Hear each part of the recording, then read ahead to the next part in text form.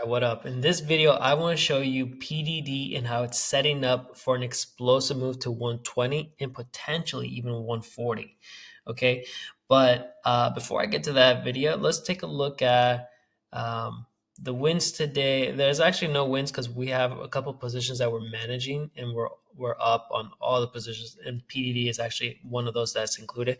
But I posted this about 23 hours ago in my community, which I'll put a link in the description for you to check out. I'll just go over it here too, and I'll show you the charts so you can catch this as well too. PDD setup caught early thanks to Gacktron. Okay, so I said we're currently in PDD, in as in where. That's the Telegram group. I said we're currently in PDD. Contracts are up 15%, and now they're actually up about 35% as we speak. But I think this is just the beginning of the move. Here's the breakdown and how Gacktron helped me catch this early. Okay, so Gacktron's levels showed a strong projection zones at 106, 107, which I'll show you here in the screenshot. As price started to press into that area, the option premiums began to shift, signaling a potential continuation. That was my green light to go in. The first next key levels that Gextron has projected was 110, which we're currently stuck at. We're kind of above it, and I'll show you again in the picture, but we're just kind of hovering over it. And the stretch target is 120. Okay, that is the end.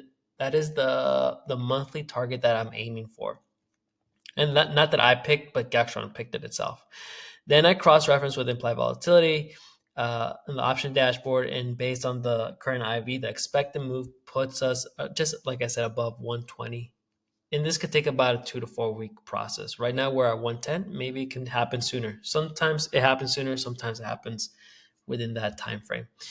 And the best part, Gextron has calculated a 1 to 5.5 risk versus reward on the setup. So it doesn't matter. If we lose this, it's okay.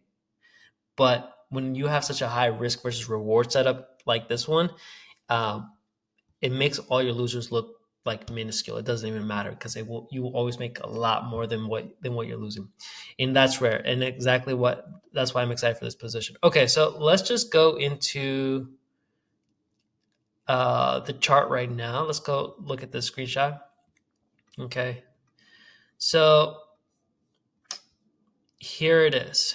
This is what it looks like at the moment, and you can see here that we caught it early right here around this 107 area P-trans level. This P-trans level is something that we get from Gextron here. Let me see. Where's my face? Okay. And it actually just updated. So I got to update these levels. It's no longer 107. It's actually 109. But it's telling us here that P-trans, you can think of it as like the last level of support. It's a strong level of support. Okay. And as long as we can hold this P-trans level, then we can go to the next key level, which is 110, or at least that's the next target. And then we have 115 and then 120. And this actually just updated, okay, because I just saw that 115 even got smaller. So really it's just from 110 to 120. That's the next key level. As long as we can hold above this 110 area, right? So this key level doesn't even exist anymore. It's just, actually, let's change the color here. Here, hold on. So this one doesn't matter anymore. If we can hold this zone right here, the next key level is just straight to our 120. And we could fill this entire gap right here, which would be nice. Okay, so that's the game plan for PDD. All right, now what may get me out of this contract as of right now is that now that P-trans is up from 107 to 109, so it's somewhere around here, right? This is my new stopping zone. If we cannot sustain 109, I'm going to get out. Now, here's the thing about Gextron in these levels, right? Because right now you're looking at these levels and you're like, okay, let me mark these as well too, right? But the problem is that the option premium is always forward-looking. New orders are being put in all the time. So Gextron is always updating, right? It's always updating. So as of right now, this could be the levels for today and maybe tomorrow, but maybe 3 days from now, or maybe an hour from now, or 15 minutes from now, this can totally shift. And that's why Gextron is so powerful, because it's always updating as the market is going by. So I don't get stale data. I'm getting data to like what's relevant as of right now.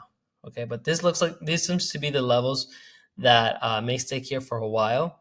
And if you want to stay up to date with this trade, the best way is just to kind of go over here to the community, which there's going to be a link in the description. Um, that this way you can stay up to date with like what's going on with the trade. And if you want to trade in real time with me during market hours, then definitely check out the Telegram group because that's where I'm at all the time. But that's the trade, okay? It doesn't get more complicated than that, honestly. It's just like, if the only way this gets invalidated, if like momentum dies on this based on volume, right? Like this stuff right here at the bottom, or if we cannot hold P-trans level. So that's the only thing that really makes me get out of a trade. But as of right now, that's the setup. It looks solid. And if you have any questions about this, or you want to figure out like how do we get access to Gextron or whatever it is, just drop a comment down below and I'll get back to you. Cool. Peace.